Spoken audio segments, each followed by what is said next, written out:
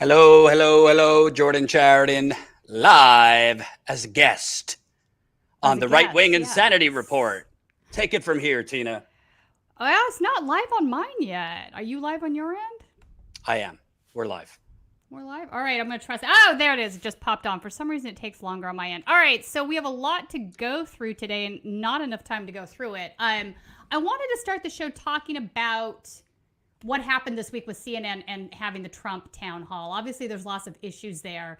I think the main one that folks have, and I agree with them, is that CNN didn't do a good job of fact checking Trump, that they more or less gave him a platform, and he spouted a lot of lies, he spouted a lot of hatred, nonsense, and they did little to stop that. I think the journalists did, try to interject now and then, but it wasn't enough to stop the train. So my opinion is they shouldn't have gone there to begin with. I don't know what your thoughts are, but Um, I think it's kind of, I don't think it's black or white. I do think that the bottom line is CNN, MSNBC can wax poetic now about the dangers of right. democracy, but they're the ones that gave this man billions and billions of dollars of free airtime that helped him get elected. I I mean, let's be agree. real. And So I it don't really looks like want to they're going to do it hear. again. Do you think they're Yeah, going to do it? That's my worry. I don't particularly want to hear Joe Scarborough ringing his head because remember they had Trump calling in his pajamas on Morning Joe. We're not talking like 2 decades ago. This is like 5, 6 years ago. Um, I don't buy the whole, well, he's the Republican front runner now. I mean, there hasn't even been debates. So they didn't have to have a town hall with Trump No, like I this agree. early. Right. Obviously, CNN has made a pivot to the right, which I don't really get that framing because, as far as I'm Well, concerned, they're I think already that's coming from right. Malone. Their main investor at Warner Brothers is a huge right wing libertarian. He's like a big fan of Cato Institute. So I am certain that the new news guys they appointed was that 7 or 8 months ago when they did that is Yep. taking his cues from Malone, and Malone is definitely right wing libertarian. So Well, I guess my point is I don't agree with the framing that they're moving I don't right. either. They're all basically right, They're all just from the corporatist. yeah, They're right. all just corporate establishment mouthpieces. Fox is obviously to the right on everything cultural and bigoted, and but CNN, MSNBC, they might be culturally, limousine liberals, but on things that matter, they're pretty neoliberal and conservative, in my view. I don't have as much an issue with having the town hall. I think the problem is you can't really fact check a sociopath. You Right. you you could try, It's like a but you derailed can't. train. Yeah. Exactly. You can't really fact check. I mean, you could bring a buzzer if you want for every Yeah. lie, but you really can't. Like she technically was saying, very mild mannered. That's not true. This and that. But you can't slow down a lying locomotive. Uh, Right. And that's and what it they was, wasn't it? I mean, she right, started trying at the beginning. She was trying to do that, but then they just it came so fast and furious that it was just like. right, But and how did they also not? How did they not know that that was going to happen? This is who Trump is. It's who he's always been. They had to have known on a certain level. Also, obviously, they made some type of deal with him that it would be mostly his supporters. There were reports Right. from people in the crowd that there actually were people that were turned off. But because of how much the CNN moderator was interjecting, not everyone got to ask their questions. So you might have had some questioners that were less fanboys because there were people that Yeah. were turned off, particularly when he was like making fun of the woman who accused him of rape, Yeah. basically. But my thought was, if you're gonna do this, not to be ageist, but you have a 30-something that they're trying to make into like the next Barbara Walters, who's just not ready for prime time, Right. literally. Um, I think she used to be with the Daily Caller and used to be like a Fox guest saying right wing crap. Now she's like a serious journalist, but she Yeah. It just got doesn't work that way. Yeah. She she got just got steamrolled. steamrolled. And if it were me, I mean, you just got to be direct. Be like, that is a lie. You are Yeah. lying to the audience right now, and I can't let you do that. And when he contradicted himself in one sentence, he said he's never met E. Jean Carroll and he doesn't know her. But in the next sentence, he said that he took a photo with her once. So, Right. you Yeah. know, He's lying. In um, fact, so let's play some of these clips. sure. And I so have it we in the can. order. I have it in the order you sent me. So All you right, want me to so the do? first one is I want to talk about this right off of jump because now he's proud about overturning or having a hand in overturning Roe v. Wade. the question was posed whether or not he was going to support a national abortion ban. So 2 clips here, and I want to play both of them. Okay, so this one. Okay. And we'll be very excited when Colin gets back. Yes, so this is me on the 1 2. So wait a second. Trump gets a round of applause. Okay, it's all Aaron. Okay, here we go.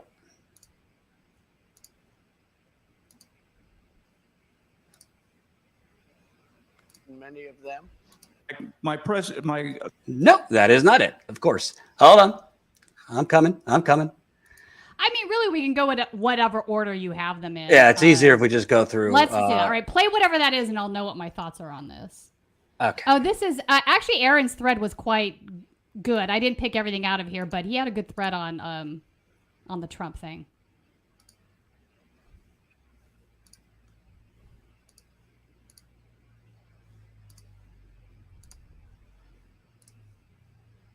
She called him an ape. Usually you leave office, you say, I'm sorry, but I'm going back home. I'm back home to my family and everything. I'm going to be resigning. My poll numbers went up, and they went up with the other fake charge, too. Because what's happening is they're doing this for election interference. This woman, I don't know her. I never met her. I have no idea who she is. I had a picture taken years ago with her and her husband, nice guy, John Johnson. He was a newscaster, very nice man. She called him an ape. Happens to be African American. Called him an ape. The judge wouldn't allow us to put that in. Her dog or her cat was named Vagina. The judge wouldn't allow to put that in. All of these things, but with her, they could put in anything. Access, this Hollywood. This was a jury of 9 people who found you liable of sexual abuse. Do you think that will deter women from voting for you? No, I don't think so, because I think the whole thing, just so you understand, ready? I never met this woman. I never saw this woman. This woman said, I met her at the front door of Bergdorf Goodman, which I rarely go into other than for a couple of charities. I met her in the front door. She was about 60 years old, and this is like 22, 23 years ago. I met her in the front door of Bergdorf Goodman. I was immediately attracted to her, and she was immediately attracted to me. And we had this great chemistry. We're walking into a crowded department store. We had this great chemistry, and a few minutes later, we end up in a room, a dressing room of Bergdorf Goodman, right near the cash register. And then she found out there were locks on the door. So she said, I found one that was open. She found one. She learned this at trial. She found one that was open. What kind of a woman meets somebody and brings them up, and within minutes, you're playing hanky-panky in a dressing room, okay? I don't know if she was married then or not. John Johnson, I feel sorry for you, John Johnson. Mr. President, can I... So, yeah. Wow. Yeah. I mean, and she just lets him ramble on about all of these things as if they're factually valid. We don't know that they are. I'm guessing that they're probably not. I mean, hard to say, I guess. But the fact that she just let him ramble on, and he's going after this victim that he's now, has legal issues over, is just kind of remarkable. And then the audience is laughing. So that tells me that the audience is 100% geared toward believing anything he says, which feels very orchestrated as well. Well, like I said, actually in the same sentence, so it wasn't 2 sentences, he says he's never met her, but then he says he took a picture with her and her husband, and he brings up that the husband was African American. I don't know why. But so that's just like a rookie if you're paying attention. And, clearly she was nervous because reports were that if she did well, she's going to be offered a permanent primetime slot. But you say, wait, that doesn't add up. You just said you never met her, but you took a photo with her. And the other thing is, she doesn't bring up that there's been, I think, 20 accusations against him. Yeah, it's not the only one. Sexual harassment, sexual assault. So, and if it were I would have turned to the audience and said, I don't know about you guys, but, my mama once told me if it's 1 or 2 people saying something about you, all right, maybe you consider it. If it's 20, there's got to be something to it. President Trump, are you telling these people in the audience that they're all liars? They're all a Democratic plot? That would mean you have to be more aggressive. You have to drop this bullshit. Well, we're neutral robots here.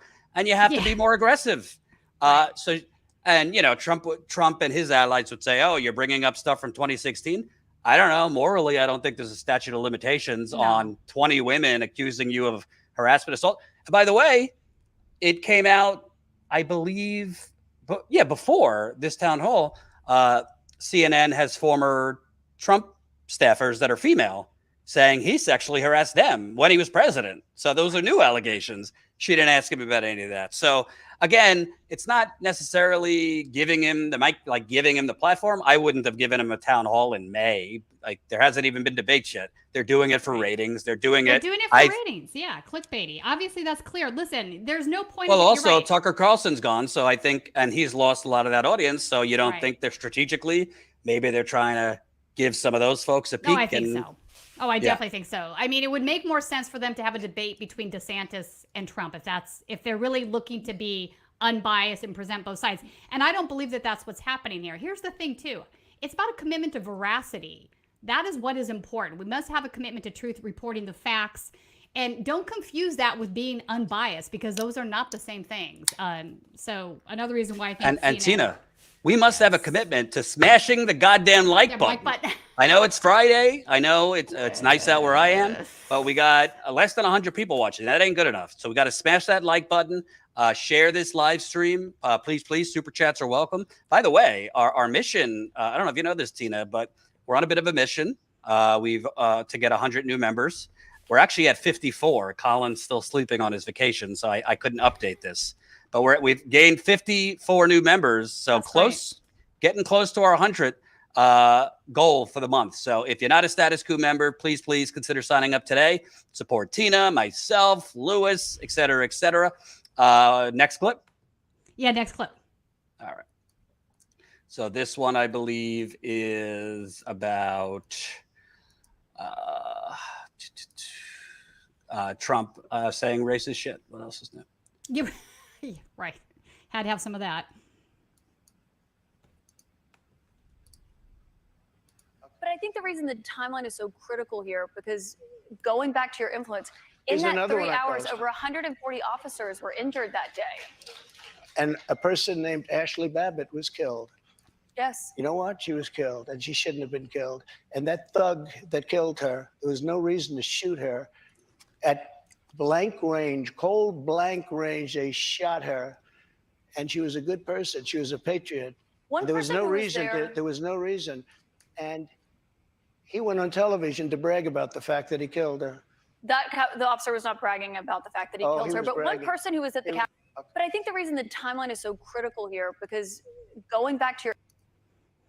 Okay, so he's basically calling a black officer a thug, which I think is incredibly racist, and saying that he had no reason to shot her. I mean, we can have that tangential debate, but the video, if you've seen the security video leading up to that, it was pretty wild in that hall. People were absolutely trying to break in. They had put up a barricade there.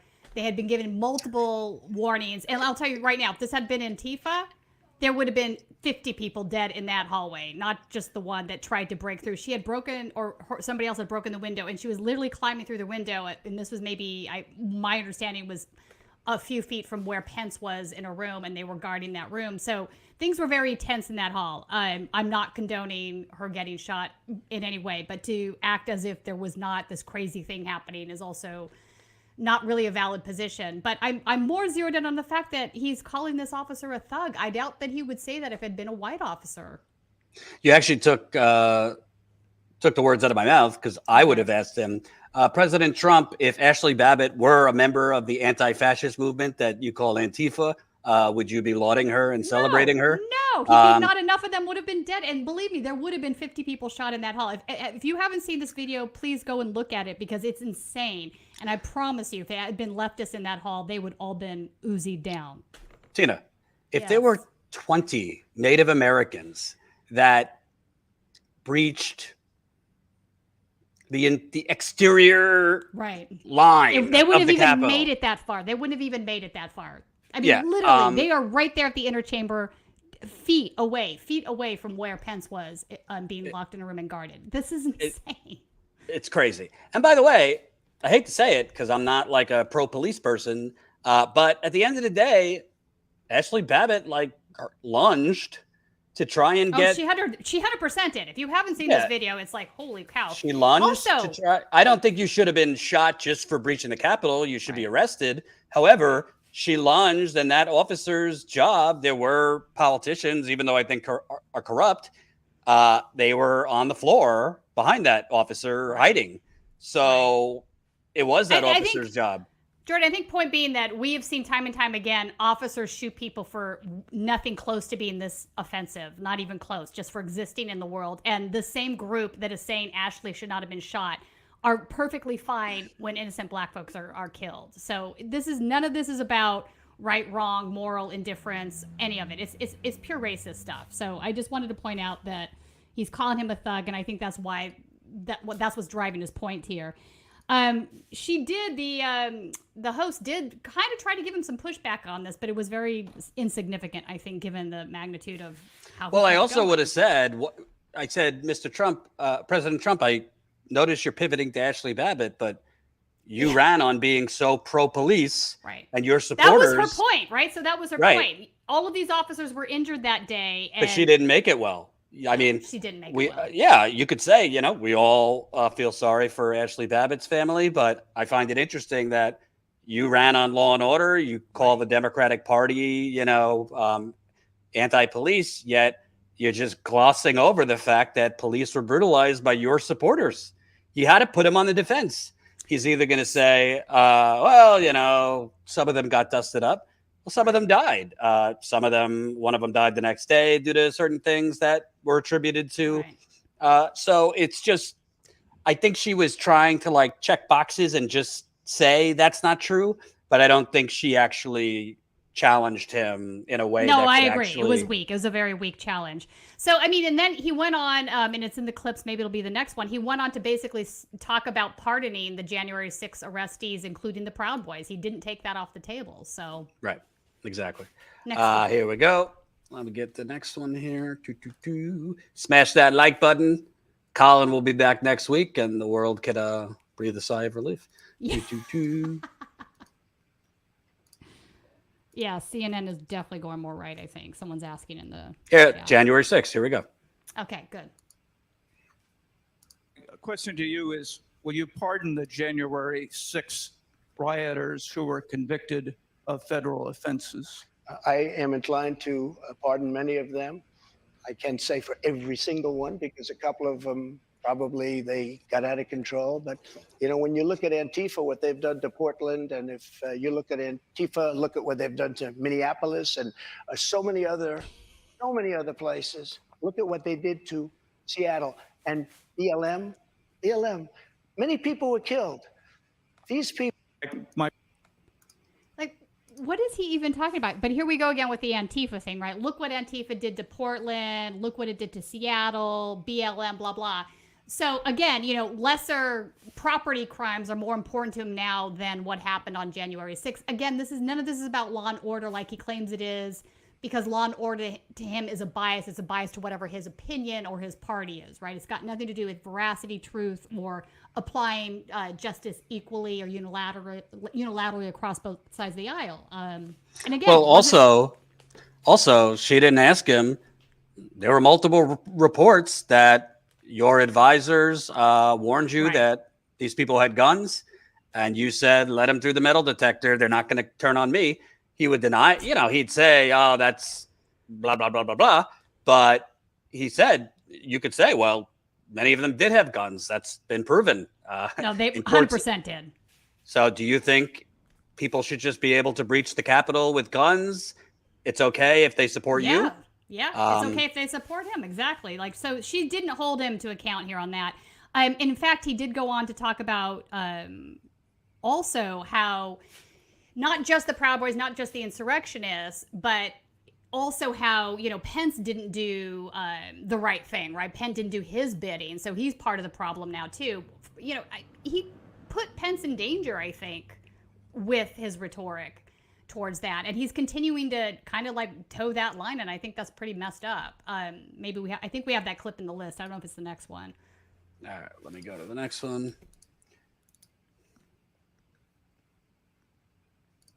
It's like Trump's greatest hits of lies. started another 100. Some of your Republican rivals have criticized you for not fulfilling the promises that you made on the campaign trail, like finishing the border wall. So how did voters know that you would get those done if you're reelected? I did finish the wall. I built the wall, I built hundreds of miles of wall, and I finished it. And then I said, we have to build some more because there are areas like water going through a dam. There are some areas where a lot of people are coming. You close up one and they come into another. And we started another 100 miles of wall. In fact, I said to my people, if we start this and don't finish it, and then we had a rigged election, I'm sorry to say it. The election was not rigged, Mr. good, President. You can't keep saying that all night long. And some of your Republican rivals have criticized you for not fulfilling. All right, so she gave him a little bit of pushback there because he just said it too many times, I guess, because the entire night he was kind of pushing the big lie about winning the election. But I thought this was completely hilarious. He did not finish the border wall. That's just insane that he's saying that. There's half-finished chunks of it all over the place. You go down to the California-Mexico border and you can see it right there. So why he's going on CNN and saying, I finished the wall is just nuts. Well, there's many different directions you could go. I would have asked him what happened to Mexico paying for it. Right. Yeah. Mexico did not pay for the wall. And secondly, I would have asked him, should your supporters be more upset at, what you're calling illegal immigration, or more upset at you because you told folks in Lordstown, Ohio and elsewhere not to move because you were going to make sure the General Motors factory stayed there, and you were going to bring back the closed down factories, which is connected. The reason a lot of these right wingers hate the immigrants is because Trump and the right wing have convinced them that that's why their factories are closing. And that's why it's the Mexicans. No, it's Wall Street and corporate America who wrote these trade deals, and Biden and Trump and the rest of them. Well, not Trump wasn't in office, but Democrats and Republicans have pushed these free trade deals that have sent all these jobs elsewhere. And we'll get into it when we talk immigration, but we've also destroyed most of these Central American and South American countries, and that's why they're flooding here.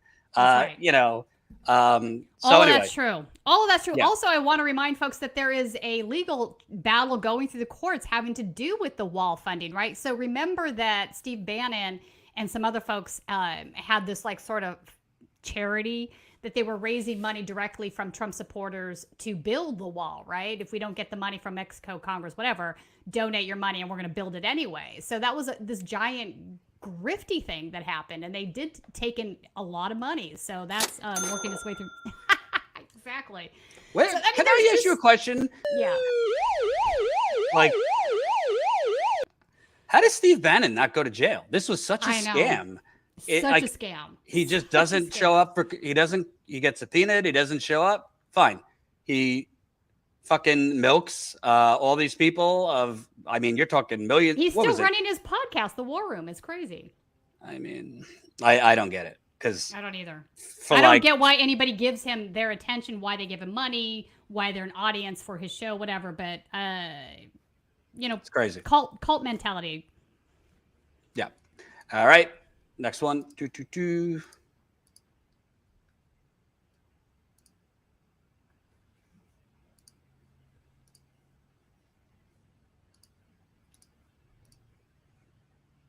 The way I look, I think it's very important to say this.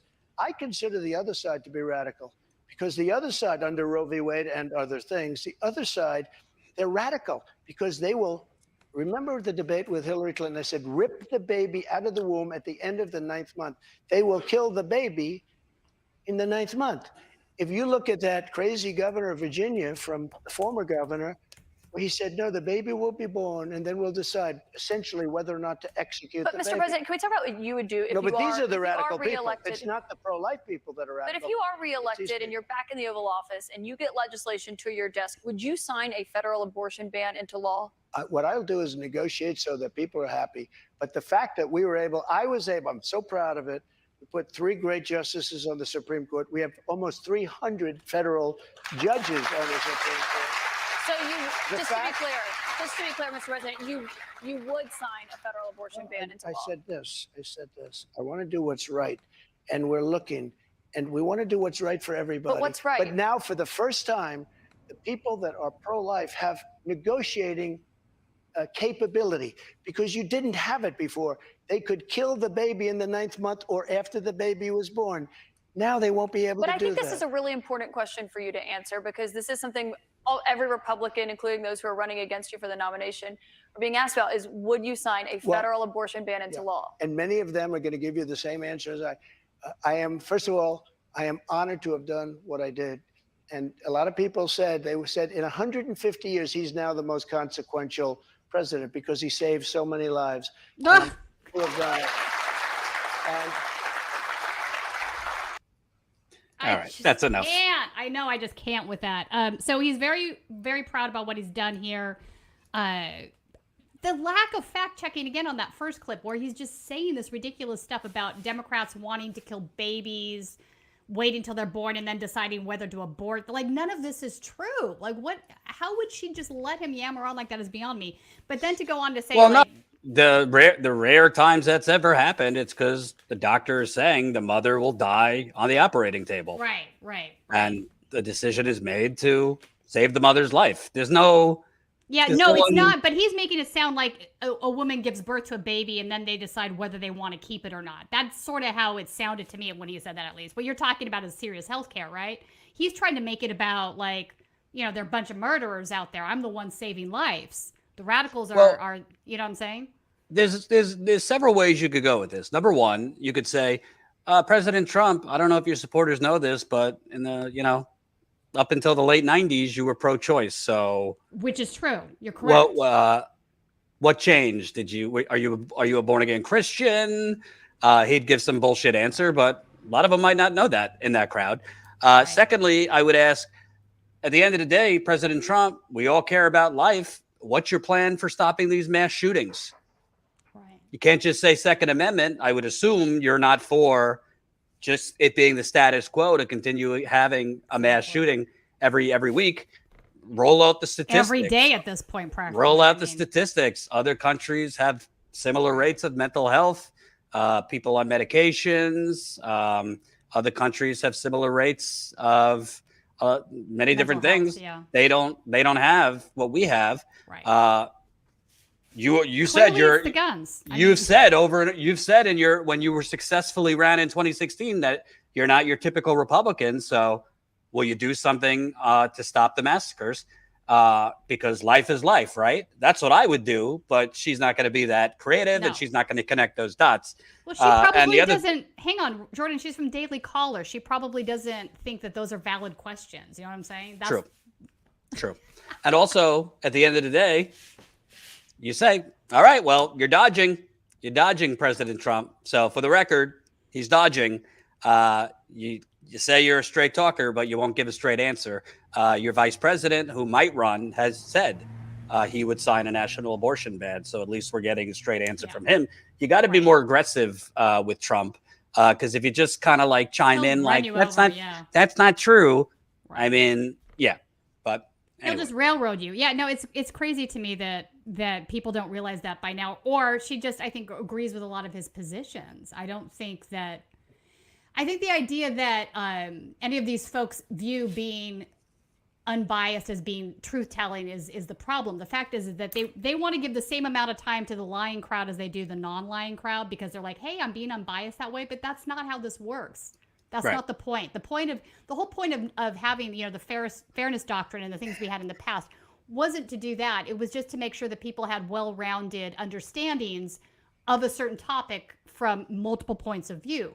But all those points of view, no matter they're right or left, needed to be, you know, truthful, needed to have a commitment to veracity. And that's what's been lost along the way.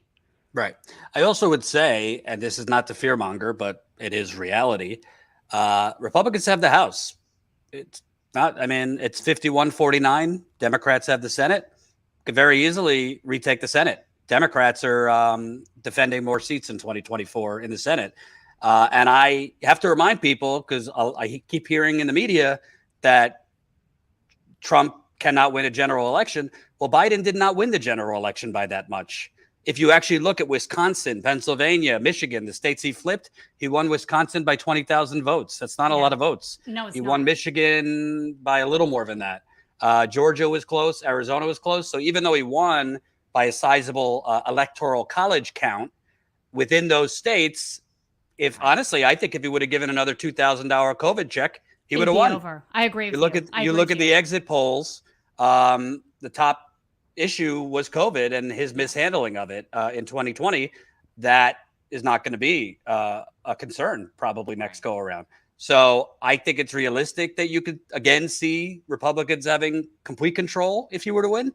And if they do, I do think Trump would sign an abortion, or they wouldn't call it an abortion ban, but they would do something that empowers the states more to make. Well, so Federalist Society and all of these right-wing groups are already moving in that direction, right? Initially, they made the case that we just wanted to go back to the states, make it a states' right issue, right? That was their initial argument for overturning Roe v. Wade. Now that they've actually won that battle, it's taken them, 20, 30 years to get there. Now that they've won this battle, they're openly saying this. We want a federal abortion ban. That is what we want. That is what we always wanted. That is our goal now. So hear this, folks. This is what they're saying. This is what they mean. I think Trump actually agrees with that and would absolutely support doing that, getting that done somehow. And I think DeSantis, obviously the same. I mean, he wants Christian theocracy in many ways. So this is what we're dealing with. And the fact that the Democrats are as weak as they are is just tragic, because they should be riding high at this point, but they just, can't get their shit together. They're trying to serve both the donor class and the working class, and it's, continually butting their heads at. And by the way, welcome new Status Coup member Mark just signed up. Right on. So now welcome, we are, Mark. if I could do the math, we are 46 members, 47 members away from 100 added. And I'll say, Tina, and again, people can vote for whoever they want. It's not my role to tell you what to do. But I think it is extremely suicidal politically for the Democrats not to put Biden through a primary. Even if they're going to try to rig it like they normally do, this man needs to debate, because Trump seems, I don't want to say sharp, but he was coherent, seemed like he had some stamina. He is not having the same issues as Biden. He says a lot of stupid things, but he says them with a little charisma. Biden, it's been reported that his people don't like putting him out before 10 a.m. and they don't like putting him out after 4 p.m. And I'm not a doctor, but you could clearly see he's not necessarily at his best cognitively. And we're talking the first debate being 14 months away in the general election. I would make him go through several debates with Marianne Williamson, RFK Jr., if anyone else jumps in.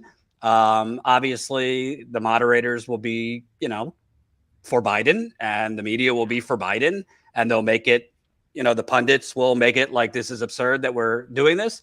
But if you're the Democratic Party, wouldn't you want to know, like, sirens? I think they already know, Jordan. I think they already know that's the problem. I don't know what they're going to do when he. So why wouldn't you throw them? If they're interested in winning, why wouldn't you have had him gracefully exit?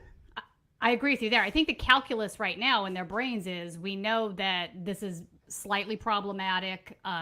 If we show the world how problematic it is by having Democratic primary debates, that weakens us. I'm not saying I agree with this, but I think that sort of is the calculus they're having. I don't know what happens. It's slightly problematic now. It's a catastrophe in August, September, October. I think their calculus their entire thing is like, look at the other guy. That will be their thing, is like, Trump's way worse. You're going to have to vote for us because you have no other choices, right? It's either the neo-fascist that wants to take your right to abortion away and a host of other things, or it's But it's going to hinge, it's going to hinge on the independents.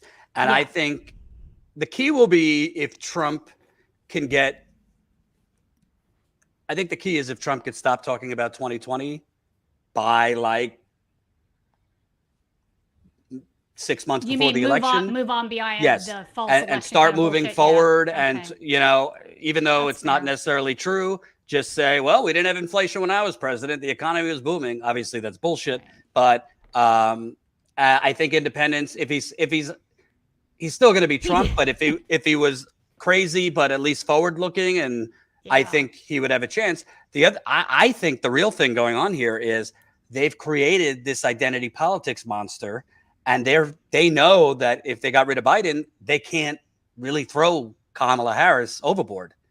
I mean, can you imagine if they, for some reason, pushed her out and said, we're going to go with Gavin Newsom, or we're going to try to stack the deck for somebody else?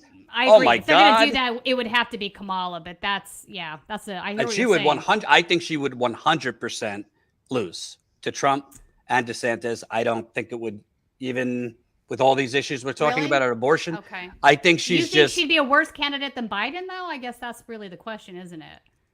Yes, because Biden, at the very least, Biden,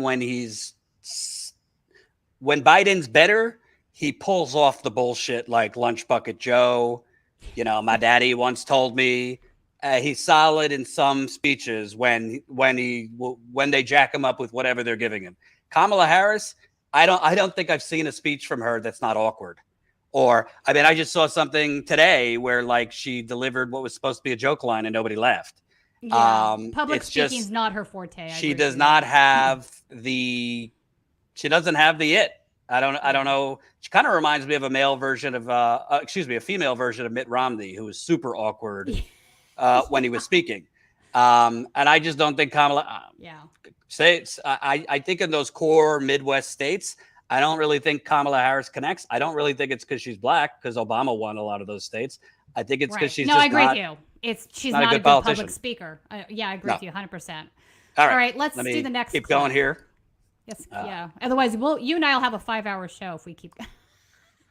Well, maybe next week if my wife will let me, I'll bring the whiskey back out. Here we go. 222. Who says that but one person who was at the Capitol that day, as you know, was your vice president, Mike Pence, who says that you endangered his life on that day. I don't think he was in any danger. Mr. President, do you feel that you owe him an apology? No, because he did something wrong. He should have put the votes back to the state legislatures, and I think we would have had a different outcome. I really do. But he doesn't have the authority to do that, as you know. What? The vice president does not have the authority to reject those Are you ready? Let's have this one out. But one person who was at the Capitol that day, as you know.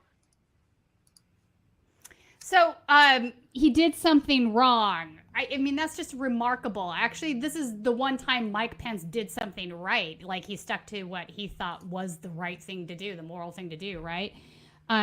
Amazing that he's still making that case. And also, he's also kind of endorsing this fake elector scheme in that same breath, right? He should have sent it back to the states so that our fake electors, which, you know, we have legal battles going around on this right now too, could have, you know, said, I won. Like, you know, let's overthrow democracy, more or less. I mean, it's just wild that, I mean, does he actually believe the stuff he says? I think in a way he must, but it's just really disturbing. No, there were reports from people in the January 6th that were testifying that they heard him saying like, we can't let people, I mean, maybe psychopaths convince themselves of their lies and you know, they right.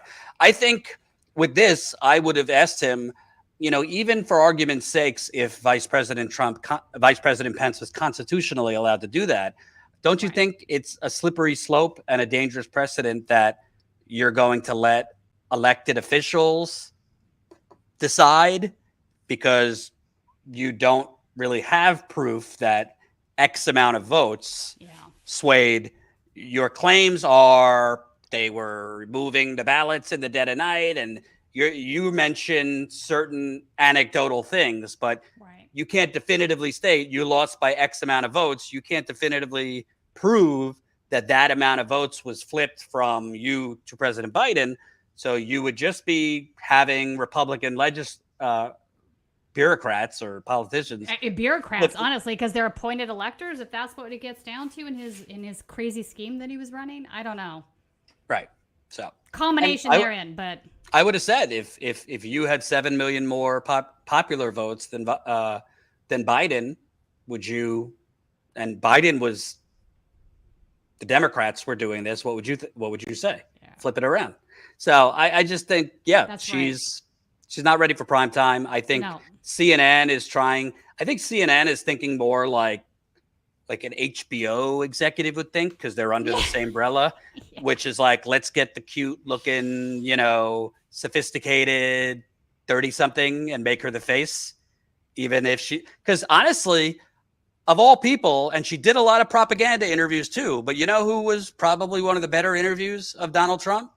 Barbara Walters, back in the day. Barbara Walters interviewed Trump back in the 90s before he was MAGA, and she stumped him in a few times because she knew him. She knew him from New York, and well, she prepped. She prepped for it. I mean, she knew what she was getting into. Exactly. I think we got one more of this insanity. Oh yeah, here's him re-endorsing family separation. Yeah, which is a good tie into our next segment. So.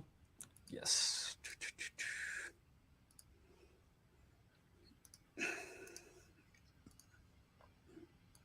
Moving on, another immigration policy you had was the zero tolerance immigration policy that separated families at the border. If you are reelected, are you ruling out instituting that? But when you have that policy, people don't come. If the family hears that they're going to be separated, they love their family. They don't come. So I know it sounds harsh, but if you remember they said I was building prisons for children. It turned out that it was Obama that was building the prisons for the children. But would you re-implement that if you're reelected? Is well, that what you're saying? We have to save our country, all right? So it sounds like that's a yes. No. When you say to a family that if you come, we're going to break you up, they don't come. Moving on, another immigration policy you had was the zero tolerance immigration policy. So he's going back to like, let's separate the kids. If we separate them, then they don't come. This is proven false, right? This is absolutely proven false. You created an absolute nightmare at our border by doing what you did. There are currently now even children that are not with their parents because of what you did. This is so morally bankrupt and disgusting that I cannot believe that you are now, I'm saying this to Trump, obviously by you, that you're now going to like say that, yeah, let's do it again. It was great. Like shockingly horrifying to me, Jordan, that he would say that. Well, actually, he's not wrong about Obama. It has nothing to do with what Trump did. I mean, but Obama did have detention centers. That is correct. Yeah, I wasn't going to talk about that. But yeah, no, Obama definitely did have detention centers. But that was just Trump lying and trying to make it like, oh, it was actually a witch hunt, and it was actually Obama who did that. Obviously, he did that. But the point is, a smart person would say, but there is no evidence that just separating them will deter them from coming. I mean, in many cases, their choice is to be separated if they don't come because they want their children to have a better life. Yeah, but it's just not even. Oh my God! They're fleeing a coup or death squads in Central America or whatever the hell the United States has done to those countries that make it for these families. They're not all coming here because of the American dream. They're coming. No. It's like an emergency situation where they live, and their families are their parents are trying to get them to safety. So it's not just a lot of them will just take their chances because it's a choice between two horrible choices. Pick the less horrible one. But yeah, I mean, I think you're right. You're absolutely right. It's just, and again, it goes to she didn't bring up, President Trump. Many people would say you won in 2016 on this immigration message. But the immigration message is tied to the manufacturing problem in America. And you made promises to your voters and independents that we were going to bring back American industry. That has not happened. That has not happened. There's plenty of statistics. He would blame it on, he would say, well, it happened under me. And she could just point to, I got it right here. He drafted NAFTA 2.0, right? So he made this whole big deal like we're getting rid of NAFTA, but then what he replaced it with wasn't any better or different, really. So yeah, again, it's all laughable gobbledygook from him. All right. And by the way, welcome new Patreon, Christina, $20 patron. Holy cow! Thank you. Thank you, Christina. By the way, you can sign up at our website, but also Patreon, so whatever you prefer. But thank you, Christina. That's really appreciated. One more closer to our goal. Woohoo. All right. So Jordan, I want to talk about Title 42 right now. I want to talk about immigration policy. Right-wing insanity isn't just for right-wingers, right? So what happens when there are right-wing Democrats. Yeah. What happens when you have two presidential administrations that appear to be at odds each other's, but they both more or less adopt the same policy? So I want to give a little background on this. Title 42 was the COVID immigration bill that Trump used to separate families, used to keep immigrants out. It was never about COVID. The CDC even listen, the CDC had some very flawed COVID policy. I'm not going to digress into that right now, but the CDC said we don't need this Title 42. It doesn't help us mitigate disease at all. We don't need it. But it was a way for him to stop immigration. Now, keep in mind that he had stacked multiple people from John Tanton organizations at DHS who worked for ICE. Julie Kirshner is one of them. She used to be the executive director at FAIR, not the media watchdog, but FAIR, the anti-immigration nonprofit. So I want to talk about where we are at now. So 3 years into the Biden administration, Title 42, he could have ended Title 42. He did not. He chose to not. He let it go. And it just expired last night. It's now been replaced with a new immigration bill, but it's not much different. It's also very problematic. And it's also him backtracking on one of his biggest campaign promises, I should say. Can we just make sure people get it? Because I didn't get it for a bit. Basically, Title 42 allowed Border Patrol to expel people at the border citing health concerns because of the pandemic. Right. Even or not though, let them in, expel them, a whole host of things, separate them from their children, like all of it. Like the basis for all of that crap was Title 42. Right. And it also created less of a logjam because normally the process could take an hour or two per person, but this was quicker. Right. It was horrifically quicker and horrific in the way they treated people. I want to play a clip that Julian Castro had shared on his Twitter because I think it really encapsulates this. So it's the Twitter video, if you can play that. Yeah. This is a clip from when Biden debated Trump, and he said he was not going to do what Trump did. Yeah. So let's play that. Here, let's listen to him in his own words, and then we'll talk about how he's wrong.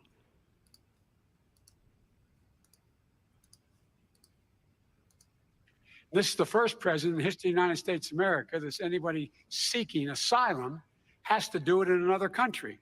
That's never happened before in America.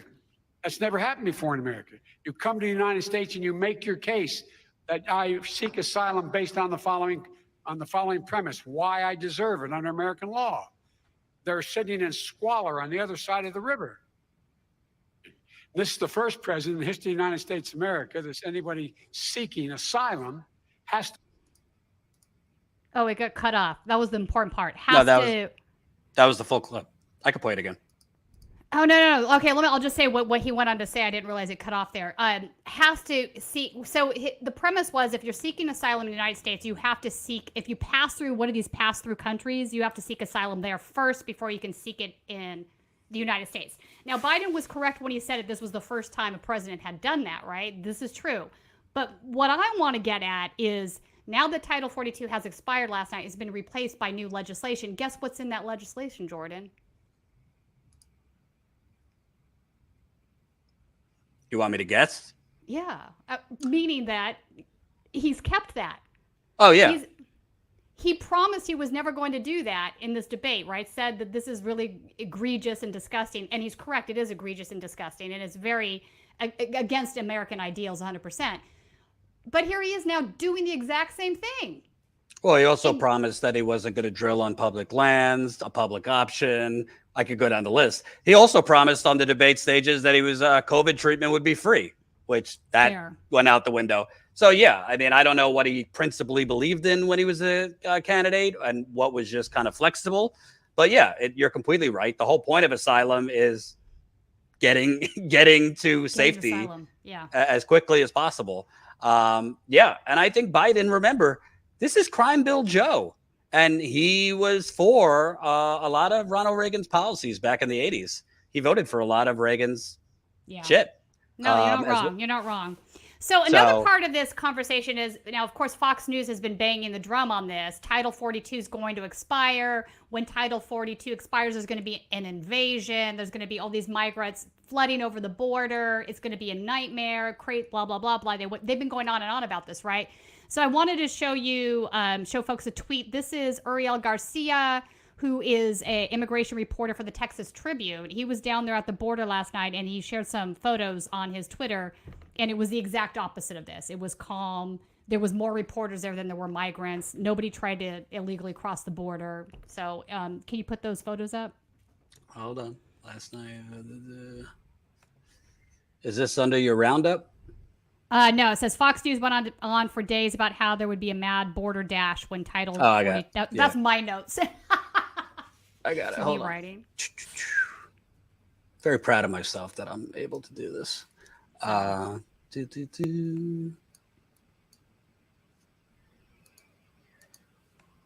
Yeah, I couldn't do what Colin does. I'd be.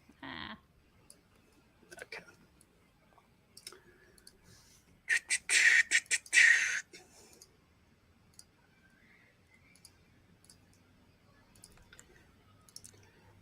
Ten minutes before. Let me. There it is. Yeah. Zoom in. So you can see, like, I mean, there's not this crazy caravan. Like, they were using words like invasion, caravan, very loaded text, in my opinion. Right. Very right-wing extremist text, right? Because a lot of the white genocide rhetoric comes from that idea, right? That we're being invaded by the other. Right. So, but none of it was true, right? I mean, and I also want to point out that they're still using this sort of text, even though Tucker Carlson isn't there. Other people are picking up that mantle. They're not letting up on that. Right.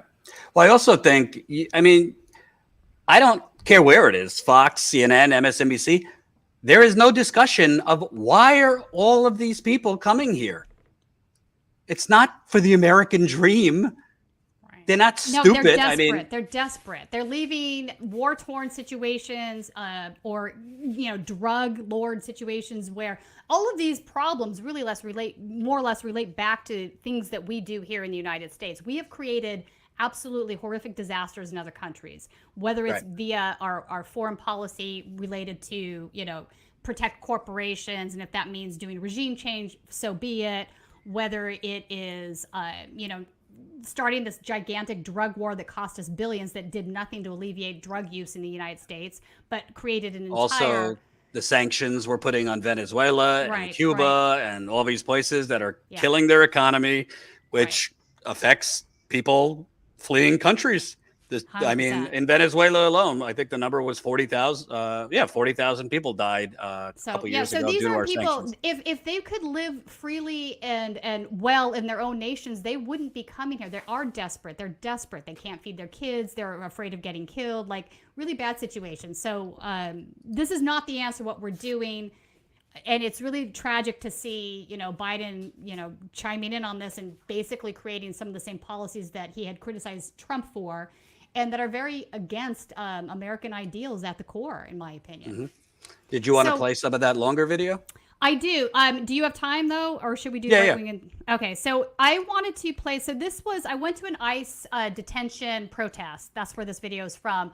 And I clipped out some of this immigration attorney's speech, and then I also interviewed her. So Sophia is her name, and she does immigration law, and she helps some of these detained at the border try to get in the United States. So this is her wheelhouse, is what she did.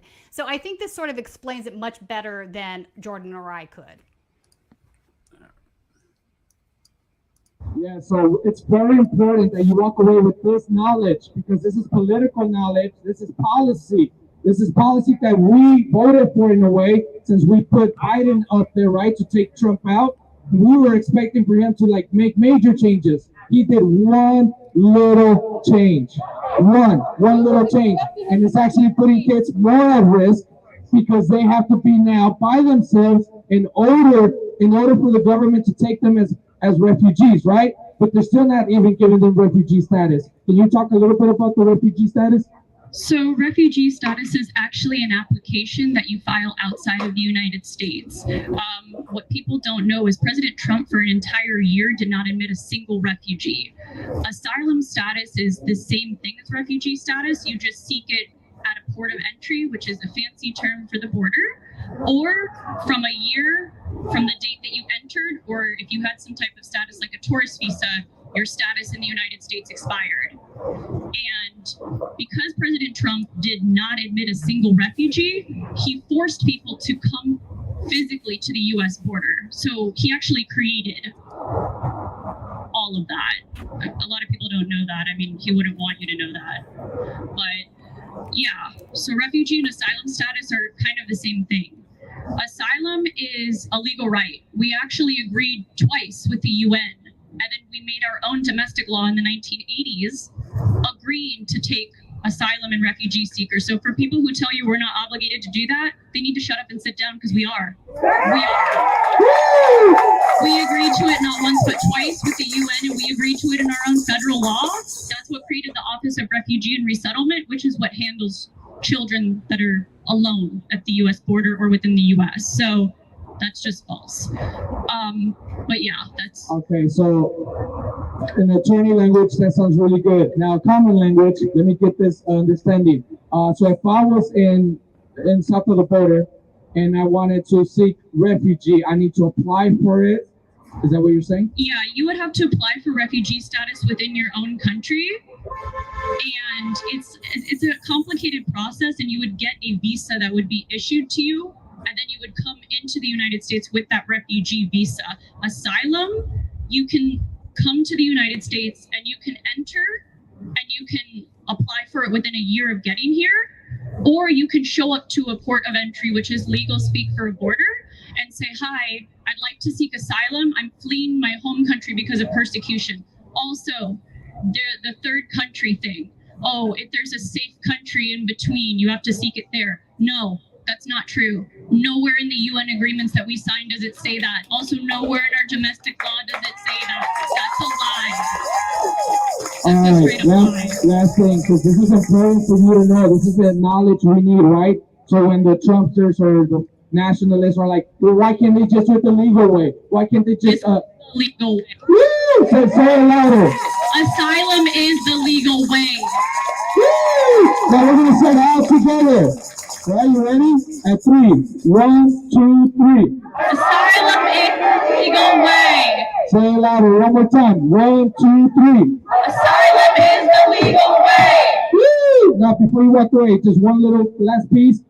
I believe Trump changed the law with asylum, right? Because asylum means as soon as you step over the line, now you can ask for asylum, right? You can ask for asylum within the United States. So if you successfully enter on a visa, or if you cross, if you make it in here, you have a year to apply for asylum with, it gets into kind of like legal stuff, but with the Office of Immigration. Or if you're put into deportation proceedings, you can defend yourself and say, no, you should let me stay here because I qualify for asylum. Okay, and I know that Trump changed the law where he moved the line. So between Mexico line and U.S. line, those is like no man's world. So then he's like, we're going to move the line. So when they leave Mexico in the no man's world, we get to like detain them before they cross the line. Is that it? Any of that true? That's what my understanding under Trump. So immigration changes really easily because it's actually under the president's control. The attorney general can really fuck things up, and like quickly. So when you hear about asylum changing, like Jeff Sessions, he removed grounds of asylum. He actually took a case that under Obama allowed for women that are domestic violence survivors that's the grounds of asylum. He actually directed the case to himself for review so he could overturn it. No other type of law allows you to direct a case to yourself so you can overturn it. That's just not. All right, thank you so much for all the knowledge. Thank you.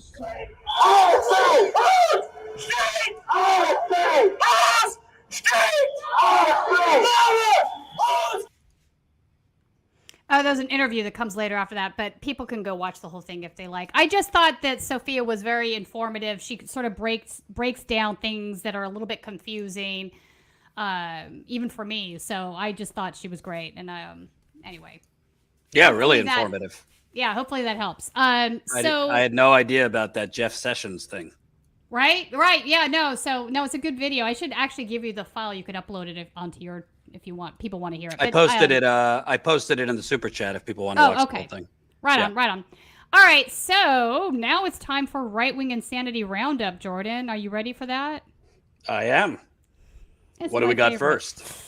What do we have first? All right, our first one, let me scroll down. I have so many crazies. Oh, God, so this is really disgusting. So we have, we've been having an increase in anti-Semitic, neo-Nazi activism. I'm calling it activism because that's what they call it, right? So they all have formed active clubs now. They have chats that they communicate with each other in. And, in the past, 30, 40 years, stickering had become a thing, right? So they create these kind of like Nazi stickers, White Lives Matter stickers, things with, the Iron Cross and white genocide is real, whatever. These messages, and they will go out and they sticker the place up, and they will have like a little QED quote on there where you can scan it and find out where they are if you want to join them. So they're trying to find people with like minds. But now they've taken it to the next level where they're showing up we've seen them at the trans protests, right? That's become a normal thing with them.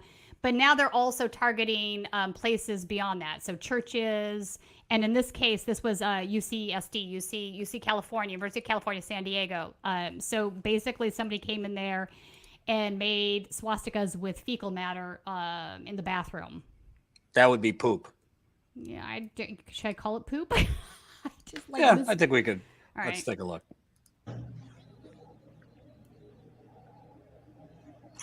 Good God. Yeah. Good God's the only response for this. So this happened last week at UCSD San Diego. And I think you could explain this. People think of California as like this liberal utopia, and it is. But there's a whole lot of pockets of We have a lot of right-wing extremism in California. We always have. Daily Stormer was born here in Santa Monica. Golden State Skinheads, Aryan Hammerskin Nation. Like, we've always had an extremist problem. I think that just gets glossed over because of most of our politicians and the broader public generally votes for liberal policy in the state, right? But there are definitely massive pockets of neo-Nazi activity. San Diego is one of them. Inland San Diego, Santee, they call it Clanty down there actually. Has Peckerwoods, has AB, and Hammerskin. So they're everywhere in the state. So yes, don't think of California being. Go ahead. Do you know if that was students who did that, or we don't know yet? It's being investigated. We don't know who did it. I doubt they'll be able to figure it out unless they have cameras of some guy coming in and out or whatnot. But more than likely he was blocked up. So a lot of these guys, when they go do this stuff, they definitely cover themselves. They're not, saying, "Hey, mom, here I am." Fucking A. Anyway, Yeah. Okay. All right, so this next one's actually a good lift me up. I rarely have these in the roundup, but I wanted to include this one. It's not funny. We can't make fun of it, and it's not horrifying. It's actually good. So anti-fascists identify, I want to pull up this thread from the Washington Post reporter, Hannah. And basically what happened here is anti-fascists identified a Nazi cop in Springfield, outside of the Chicago area, if I'm not mistaken. But instead of this playing out as it normally does, where the police union defends the cop, Antifa's bad and horrible, they're doxing people, the stuff you normally see. What happened here was the opposite. The police chief fired the officer, actually made him walk out of the station shirtless because he made him give back his uniform, gudge band, the whole 9 yards, and then actually praised Antifa. Like, when have you ever seen that happen, ever? So... And this is in Springfield, Illinois?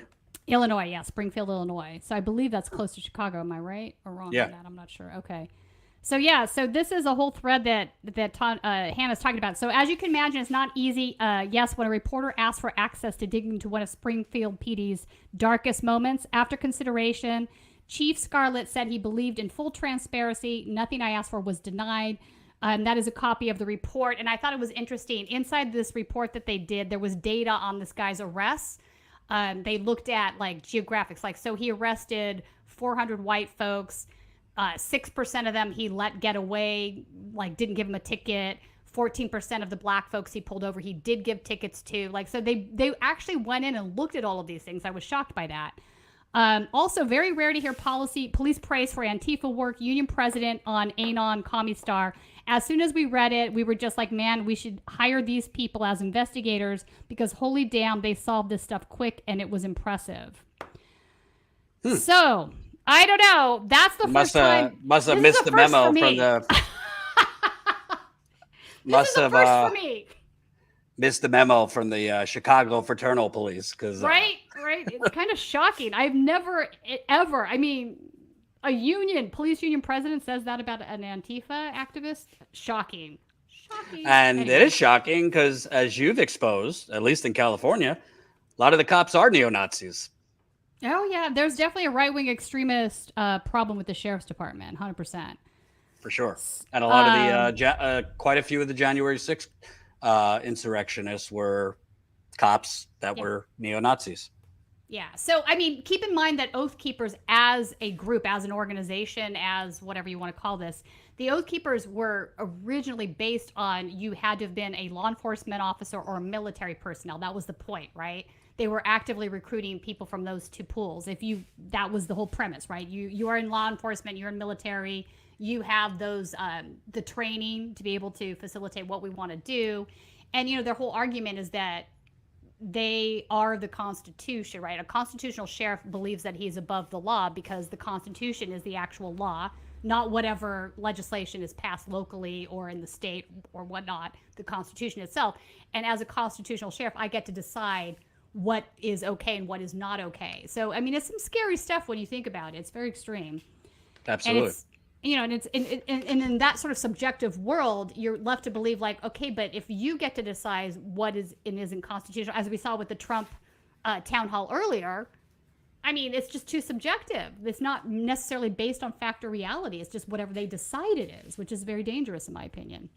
The post-truth society, they call it. Yep. It is exactly what it is. All right, so my next one, vigilante border patrol to be legalized in Texas. This one's also pretty horrifying. So, again, Title 42 has phased out. Biden put his stuff in, but now Texas, the state of Texas, they're looking at basically legalizing what I'm going to call vigilantism, right? So law-abiding citizens shall have the immunity from criminal and civil liability. So there's a group down there. We've talked about this on Right Wing Insanity before. There's multiple border groups that exist that sort of are already doing that kind of policing. Veterans on Patrol is one of them, although that's not Texas, that's Arizona. But the point being is these are vigilante guys that are down there. They're setting up camps at the border, and they're harassing people that try to come in looking for asylum. They're harassing immigrants. They do cooperate with Border Patrol. Our last show, in fact, I had played a clip where AOC had actually questioned Border Patrol about VOP, about this group, why they were, using a right-wing extremist group to do work for them. So it's becoming a problem. And now I think the fact that they want to offer immunity from anything that they do is really problematic. And I love the part, as well as law-abiding citizens. Right. So if you're a law-abiding citizen, you could help become a rent-a-cop. Right. And by the way, let's remember, Texas, I believe, was the first of these insane abortion laws before Roe v. Wade was overturned, either Mississippi or Texas. But Texas was one or two, and their law, which got rid of abortion at 6 weeks, deputized citizens. That's right, to do it. It's a similar premise, right? So, yeah. And it's the same thing that they've done with True the Vote on voting rights, right? Or not voting rights in this case. So they're deputizing individual citizens to say this person voted illegally. You need to purge them from the voter rolls and do something about it, right? So it's insane that this is what they're doing. They're using individuals to make the case because they can't make them themselves, right? As the government, because they would be violating their own laws. It's like, well, I don't know. Most sane people thought maybe what George Zimmerman did was not a good thing, becoming in Florida, like a vigilante cop, right, under the guise of neighborhood watch. But Texas is basically just trying to make a lot of George Zimmermans. I'm not saying that because he was Hispanic, but point is, I mean, no, you either have police do enough as police that are terrible. We don't need law-abiding Texans going around rounding up immigrants. Who have nothing to prevent them from going even more extreme rounds, right? So law-abiding citizens, quote unquote, they're vigilantes. They don't have to be accountable to the government, to a boss, to anybody. And if you give them carte blanche liability for what they say and do down there, it's a disaster waiting to happen. Not to mention when the governor in that state is basically trying to I mean, they're like open carry times 10. Right. So Yes. you're going to deputize all these gun nuts because if I could see, I mean, Arizona's governor now is a Democrat, but in other states that are border, have a border, a lot of these Republican states that aren't even on the border are calling themselves border states. If they start that in Texas, you might see little knockoffs in other states. Oh, And I agree. murder, like a lot of homicides. So I agree, and they will be legal homicides as far as the state of and you Texas don't is really have a concerned. Democrat that could really make a tangible or strong argument against that because Biden is doing a lot of the same things Trump is doing at the border. When it comes to immigration, you're right, 100% he is. So it's bad. Yep. Next clip.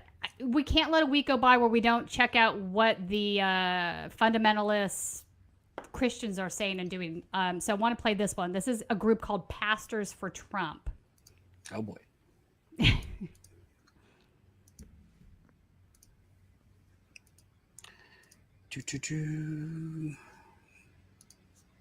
Christian nationalist stuff here, basically. Father, tonight we declare there is none like you, there is none beside you. None can compare and nobody can compete with you. You are God all by yourself, and you are the King of the United States of America. And we ask that you would intervene in the affairs of our nation in this moment right now. For our nation is in trouble, but our nation knows a God who rescues his people when we find ourselves in trouble. We lift up President Donald Trump, and we ask that you would give him divine wisdom. You would surround him with counselors that are for him and not against him. That you would surround him with counselors that are for America and not against America. We ask that you would give him a wisdom that only comes from you to make decisions and to have divine discernment for the issues that he faces ahead of him. Father, we pray that you would awaken the hearts of pastors all over this nation to realize pastors have a vital role in saving the United States of America. Saving. What are you saving? We have to save the United States of America from you folks. Like, what are you talking about? Also, I want to point out that is absolutely Roger Stone up there on the stage with them. I don't know. I'm not religious, but I thought like in most religions, like 3-time adulterer is not really in the Bible. Trump being, an adulterer, saying he would basically fuck his daughter if he could, which he has said that. No, dude, like these people are in a cult. Like, I don't even know what stating to say he would anymore. shoot people on Fifth Avenue and get away with it. Right. I mean, I know the evangelicals want their, abortion banned. That's all they But care this about, man is honestly. about as polar opposite of the tenets Christian of. is, yeah, I agree. But But yeah, here we are. I guess they're flexible on what their They values are are. flexible on lots of things. Yeah, because none of it's about values, right? It's just they want to instate theocracy in the country, and you will hear many of these speeches where they say exactly that. They want their Christian laws to be the law of the land, right? They don't care if it takes a broken person who doesn't follow those laws to get those laws passed, right? It's just the ends to the means. It's like, this is our goal. This is how we got to get there, and it's fine. Well, I guess that would be a problem since Trump's daughter and son-in-law are both modern Orthodox, and Oh, I know. Ivanka converted to Judaism for Jared. But maybe Trump would make it a Christian national country. To hell with it. He doesn't care. I don't think he cares. Yeah, that's the thing is I don't think he cares. I think he just is a guy that loves the attention, wants power, wants money. He doesn't give a shit about the consequences. I mean, we could talk about, the order, the beginning of what I would say is, the Christian identity, Christian nationalist movement. They went so far as to teach, and many of them still believe this. Believe me, this is still an idea that floats out there. But many of them believe that Jesus Christ was not a Jew, that Jesus Christ was not a Jew and was also the spawn of Satan, right? So Jewish people are Satan, right? They're spawns of Satan. They're satanic people. So the Christians are the Christians, the Jews are satanic, and Jesus Christ wasn't a Jew. I mean, this is the kind of shit that they teach. Right.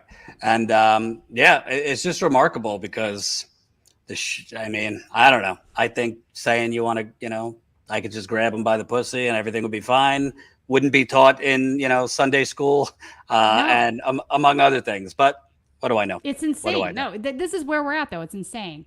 So now QAnon events are happening. Like everything's ramping up again for Trump. We had, our Beverly Hills Trump rallies that became a weekly thing here in Los Angeles. Those started up again in Beverly Hills, believe it or not. So I don't know where this is all headed. Is it going to have the same magnitude that it did previously? That remains to be seen. But I did want to point out that there was a QAnon event last week, and let's play a little clip from that.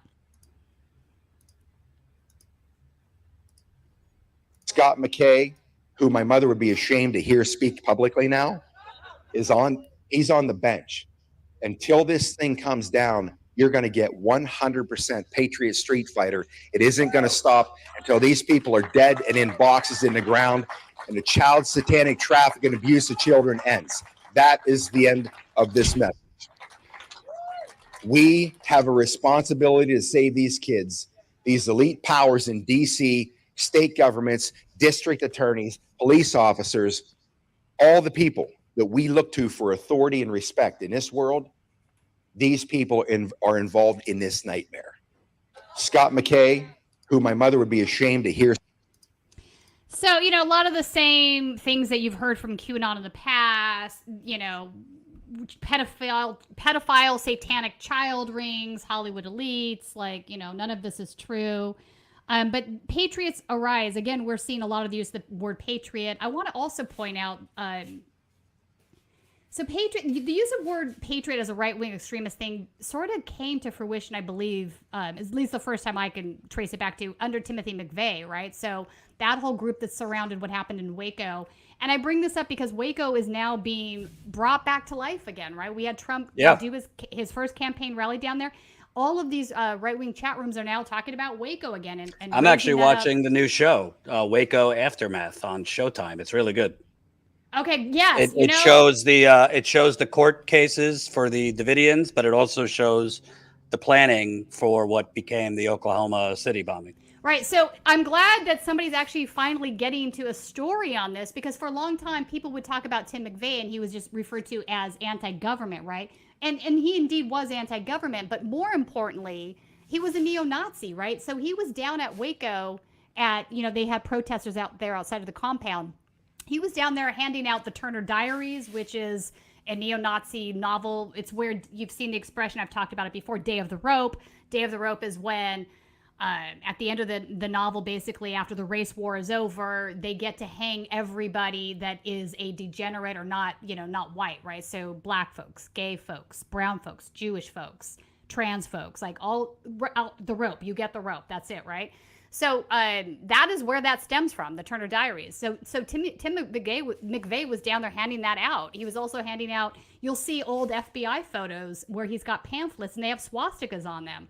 But for whatever reason, I think at the time, CNN, whatever, these news orgs didn't know how to quite deal with that, right? Do we call him a Nazi? I'm like, yeah, you call him a Nazi. That's what he is. He's a damn Nazi. So anyway, it's interesting to see. By the way, I don't know if this QAnon for Trumper draws the connection.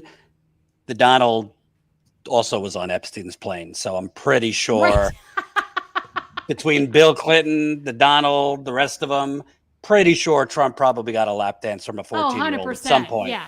Give me a break. If they care so much about the children and child pedophilia. But they Trump's don't, again, probably not your Jordan, guy. they only care about what they're not consistent in their beliefs. They don't apply their rules, beliefs, or moral principles consistently to anything. It's whatever, it's whatever they want. But I ask you, because this is your domain. I feel like some of these Q people, it's a racket.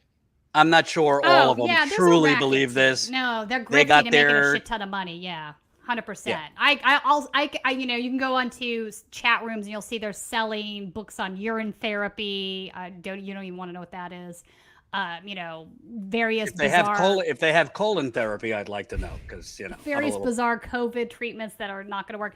You know, so they have all of their things, but yeah, the people that are very sucked into these conspiracy theories, and generally speaking, I think when somebody buys into one of these really crazy conspiracy theories, I'm not talking about, you know, your average, like where you hem and haw and think like, well, maybe that happened. I'm talking about extreme stuff, right?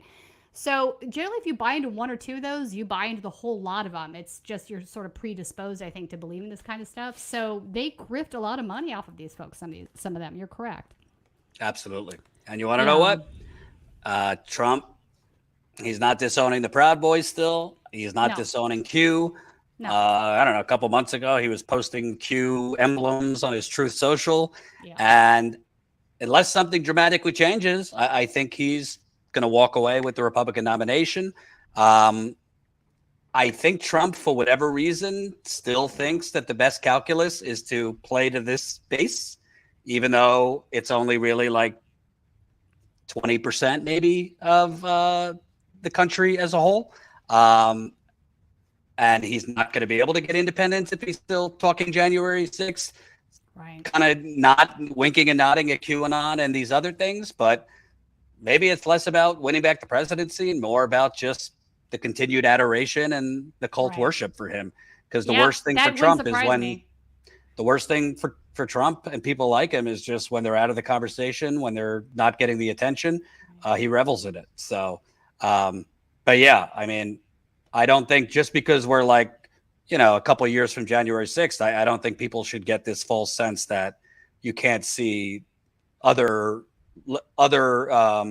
violence on the state level as the campaign heats up. If it is close between Trump and whomever, because there will be violence. There will definitely be violence. Yeah, it's time to dust off my vest again, I guess. Tina will be there. Tina will be there. I will be in the middle of all the violence. By the way, Tina, in advance, a happy Mother's Day to you and your dogs. Yeah. What is that this weekend already? Yes, it's my wife's first Mother's Day, so I have to go all out. Happy Mother's Day for not. Yes, you better treat her well on Sunday. I shall. All right, so I have one last video to play. I saved the funniest for last. Well, I don't know if it's funny. It's funny to me just because it's ridiculous. But Marjorie Taylor Greene basically claims that she's never seen Trump supporters act violently. Okay. Yeah, that was my reaction. Miller, just real quick, I'm out of time, but would you consider Trump supporters extremists? We are worried about violent extremism, so that to the extent, not about what people believe, but to the extent that they're moving toward violence. Trump supporters specifically. If they're calling for violence, it doesn't matter to me who they support. Haven't seen any. By the way, there's a great rally in Iowa this weekend. If you want to study people on the right and what they believe, you'll find secure borders, freedom of speech, no crime. Thank you. Did a video freeze? No, that didn't play. I don't know. It was frozen on my YouTube screen. I don't know. Anyway, you could hear it all, even if it did. So yeah, that's never happened. She's never seen Trump people act violently. I guess the whole bang pants part is only, rhetorical. Right. Only rhetorical. Anyway, Jordan, we have some super chats too. I see. We want to go through those. Yeah. This has been delightful. We'll do it again. Zach, thanks for the $5 super sticker. Thank you. Thank you, Zach. Tony D, how about a town hall for JC, TBD, and MW? Yeah. I'd be in. Interesting. I would totally be in. Let's do it. I guess I would have to offer RFK Jr. a town hall then too, and that might not be pretty because I don't have a lot of respect for him. But yeah, I would definitely do that. It's a good idea. Humorous, thank you for everyone for your continued support of the channel. Jordan, please let me know if my membership renewed. I had a great deal of trouble with it yesterday. Oh yeah. Yes, I did not see it renewed, but when Colin comes back, I've already forwarded him about 20 emails, so you'll be one of them. Because he handles that stuff. He'll be back Monday.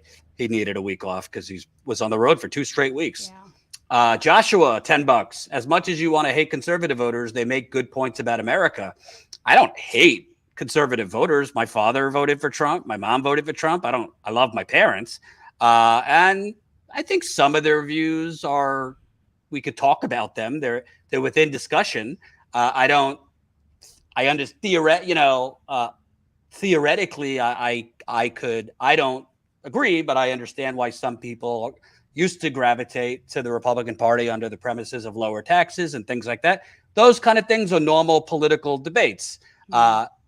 Problem is when it's lower taxes for the wealthy and the rest of us are fucked, because that's really what it comes down to. But in the last 10 year, actually the last, if you want to add in the Tea Party, the last over a decade version of the Republican Party, it's not really policy oriented as much as it is cultural grievance. War. I agree. So I don't hate conservative voters, Joshua, by any means. And frankly, I think if I have to throw a percentage, I don't hate any. Listen, I don't hate any voters. If I could find a way to reach out and kind of like clarify things and have people have good thoughts that change maybe their trajectory, I'm all for that. Like I regularly communicate with these right-wing extremists. Jordan will tell you that. I don't hate them. I do think they're misguided. I think they've been sucked down some rabbit holes. They clearly hate other people, which is very problematic. And it's even more problematic if they end up hurting somebody because of those beliefs. But I don't think they're necessary. I don't think everybody that's been sucked into these positions are inherently evil people. I don't think that at all. I think they've been sucked into something.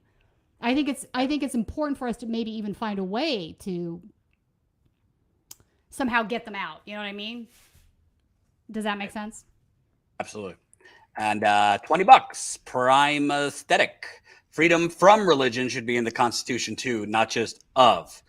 That's sort of like, it's sort of necessary though, right? Freedom of religion requires freedom from religion, right? You should, if we are to respect everybody else's religious points of views, and that is a American ideal as far as I'm concerned, that requires that there is no, ordained religion, or that you don't force your religious rules, beliefs, whatever, down other people's throats, so to speak, right? We all want that same freedom, and that requires that nobody gets, the pole position when it comes to any one religion. And I think that includes atheism. Yeah, you should have the freedom to believe nothing if you choose. Yeah. So, absolutely. Thank you, Tina, for having me. Thanks to the audience. We do have some other content we'll publish over the weekend from my latest reporting in Flint, Lewis's latest reporting in East Palestine. We got to get Tina back out there. The world is less entertaining. I know there's been kind of all quiet on the waterfront out here, but there is a Cop City Week of Action coming up. I wanted to, in fact, talk to you about, so I'll mention that now. And also, we are having a little mini Flint issue here in California at a town up in Tulare County, which is Northern California, that I'm thinking of maybe going up and talking to people up there. Is it lead or other things? There's no running water. Well, that would be it. Yeah. Yeah, we should talk about that. The well system has been infiltrated and poisoned, and so there's no. I mean, there is running water, but if you drink it, you will die. So you can't use the water. Is the city telling people it's okay, or they're telling? No, the city is telling them not to touch the water. They're providing bottled water. So at least the city is like, yeah, do not touch the water. Here's bottled water. But this is crazy that this is happening. Unbelievable, especially in California. The amount you guys pay and everything. Forget it. Yeah, let's talk about that after my baby goes down. Thank you, everybody. There will be a members call next week, probably Wednesday or Thursday. I got to talk to Colin about that. So if you are a Status Coup member, hint, hint, you will get the email with the Zoom link on the day we do it. Yeah. I'm thinking probably Wednesday or Thursday. Yeah, it's fun. Tina's on it. Tina's on it when she could do it, and we go like an hour or two. And you don't have to be on camera. You could just listen if you want. But we answer your questions, comments, concerns. I'll probably drink, and it'll be merry. Oh, we just got a last call super chat. Thank you so much. Humorous, $50. Holy cow! Oh, very generous. Thank you. There are mega Republicans that live right down the street from a friend of mine. When I went and talked to them, they were unaware of much of what was going on in this country and the government. Once explained, they were no longer mega Republican. You know what? It's good you brought that up. That. Thanks for the super chat. That happened to me when I was on the campaign trail quite a bit. I don't want to say like I convinced them not to be Republicans, but when I would challenge some Trump supporters, there were some that were like, oh, I didn't know that, or oh, I didn't think about it that way. I actually remember one of them asked me for my contact and emailed me later and said they're voting for Bernie now. This was in 2016. And this was not me like being a Bernie bro. It was just me challenging Trump supporters respectfully. But no, I mean, some people are just rock rib conservative. It doesn't matter what you say. Facts don't matter. And some people are not. And I would say on the other end, this applies sometimes too, because I've had conversations with kind of neoliberal. My aunt is a perfect example. She used to love Rachel Maddow. She lives in Massachusetts, bastion of liberalism. And when I would send her my stuff, Flint stuff, otherwise, and then when I'd see her in person, not a lot because she lives in Massachusetts, she started, wow, the Democrats are equally corrupt. Yeah. So, the more conversation we have, I think that's the problem. Matt Taibbi wrote a good book. I'm not so fond of what he's been doing lately, but he wrote a good book called Hate Inc. about how the media just exists to polarize and make everyone hate each other. But in reality, everyone wouldn't hate each other because we don't disagree. Naturally, we don't disagree as much as media makes us think we do. Reminds me of the Thomas Franks book, too. What's the Matter with Kansas has a similar theme. Correct. Thank you, OG, had to get the last call. Chris Garrett, who sent me the flag. Thank you, Chris Garrett. So I'm gonna have Chris Garrett. my brother's coming over, so I might have to see if he could hang up the flag and get it in the frame. Nice. Anyway, I got to go. My baby's teething. Happy Mother's Day to moms out there, and we'll see you again Monday. Bye-bye, Atina. Bye-bye.